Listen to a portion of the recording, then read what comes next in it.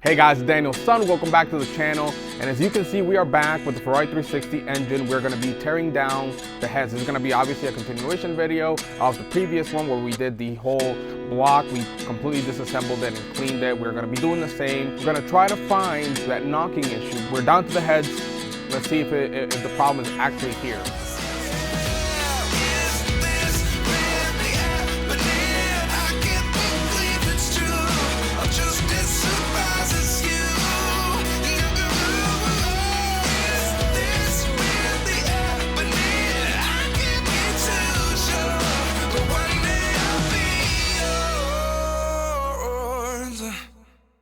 Now stick to the end of the video because I'm going to be talking about what are we going to do after this engine is put back together, how is it going to run, where's it going to go, all that stuff. So yeah, definitely stick to the end. Also, before we continue with the video, I want to show you guys something real quick that happened to me Thursday, I believe. So, you know, driving down the road, speed limit, and boom. Definitely annoying, but yeah. Hopefully the insurance thing will work out and we can get that fixed, or I can keep the money and, you know, put it on the F131 on the Ferrari engine. But let's go ahead and get started stripping these down and seeing what happened. So as you can see, the cam caps are missing. I didn't take them off. They were like this already. So whenever we, you know, if we decide that this head is actually good, we can actually just take it to a machine shop and let them take care of it and put it back together and cut the seats and make sure that the cams are good, you know, because cams can be expensive and I'm hoping they're fine, so we'll see. It's actually pretty clean, no rust, other than the cam gears. Now those bearings look good, and the hydraulic tappets are missing. They're in the same bucket. Some of them are rusty, which I think we're gonna have to replace all of them. As you can see, there's little oil passages there, so yeah, they can't be rusty or they can't get hung up on those bores.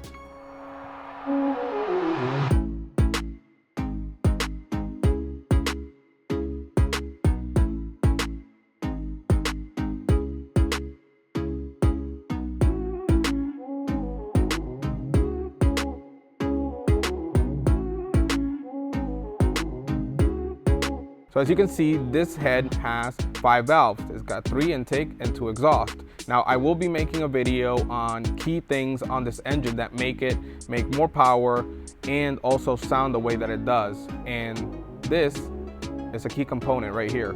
Now everything looks pretty good. There's no major damage. There's a little bit of scratches here, but nothing deep.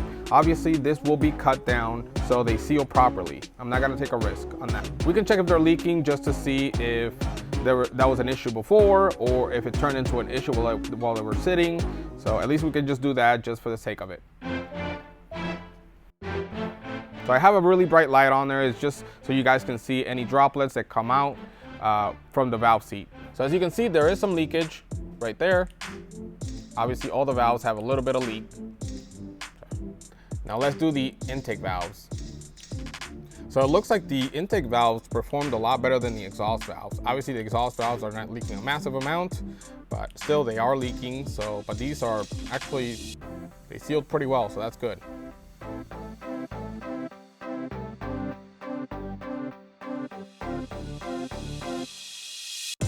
I'm actually not gonna disassemble this head because visually it's fine, you know what I mean? I can see everything, it's perfectly fine, so I'm not gonna disassemble it. I'm just gonna leave it for the machine shop just to kind of save time.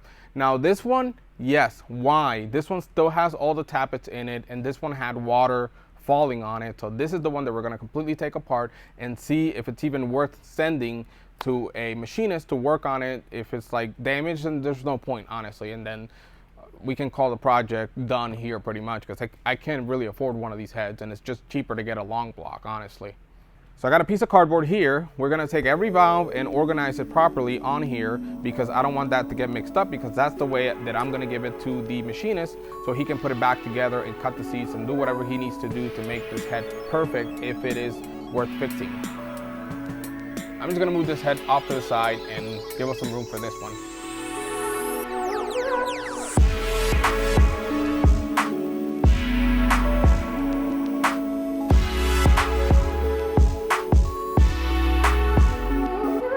I want to show you something really quick, and is the cams themselves, or at least the variator part. So this one's just a spacer, and this one is a variator. You can see it's rusty, just much like this one.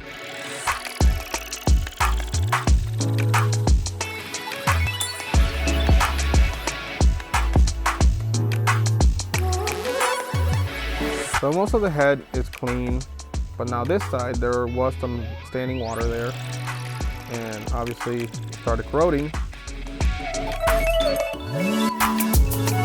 Okay, so that was extremely lucky. I am so excited because I was actually very worried about these. The rust on it is minimal and it's just like surface rust. I think with a little bit of treatment, they might just be good enough to put back in. I don't know. I really have to check them individually, but the rust was like barely there.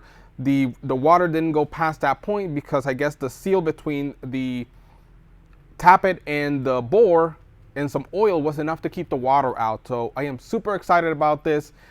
Ah, man, if I can save money on these, this makes it even more real that I'll be able to put this thing back together. Now, why am I so excited about these tappets being in okay shape? I'll know after. It's because they are $50 to $60 a piece and I need 40 of them. Now, as you can see, that comes out to like roughly $200 to $2,500 just in tappets. That's gonna possibly include import fees, taxes, whatever, shipping fees. So yeah, this if I can get these nice and clean and working properly, then yeah, this will save us a bunch of money. Now, we still have to check the valve stems, the springs, and all that stuff to make sure those are not rusty. And if those are not rusty, we have a green light on rebuilding these heads to make them perfect so we can put them on this engine. Okay, so I think I may have found something or a clue of why this engine got replaced. So I tested all of the hydraulic tappets, and as you can see, these don't really have that much movement. As you can see, they don't make any noise or anything like that. But this little guy right here, as you can see, I can actually push the plunger all the way down, and it's the only one out of the whole bunch that does this.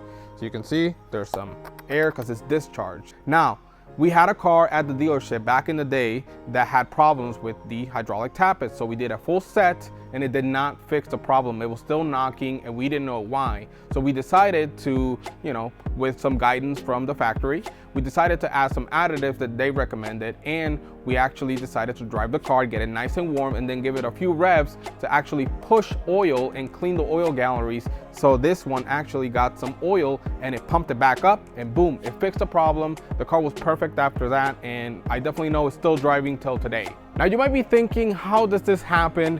How could an engine get replaced over, let's say, a hydraulic tappet? I'm not saying that this is the case here, but this is a pretty big clue, honestly. And I believe it was simply somebody told the owner of the car, hey, that's probably an engine, just get a new one and have somebody replace it. Now, the owner had a friend in the domestic dealership. They probably had a very competent tech that was able to swap the engine out, put a new one on there, and that's it.